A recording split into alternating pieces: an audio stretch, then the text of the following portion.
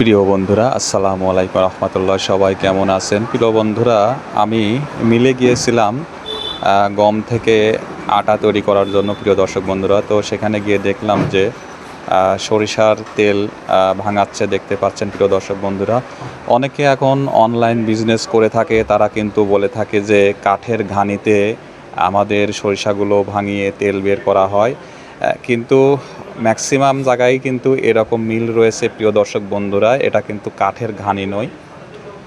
দেখতে পাচ্ছেন এখানে খোল দেওয়া হচ্ছে।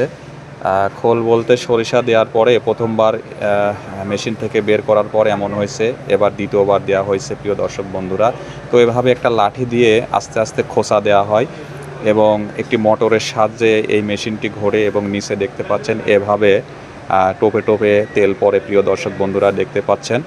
তো 20 কেজি সরিষাতে মোটামুটি 6 কেজি, 7 কেজি এবং 8 কেজি পর্যন্ত সরিষার তেল হয়ে থাকে। প্রিয় দর্শক বন্ধুরা, এটা সরিষার কোয়ালিটির ওপর নির্ভর করে। দেখতে পাচ্ছেন নুয়ে নুয়ে এই যে দেখতে পাচ্ছেন টোপে টোপে এই তেলগুলো এখানে এসে পড়ছে।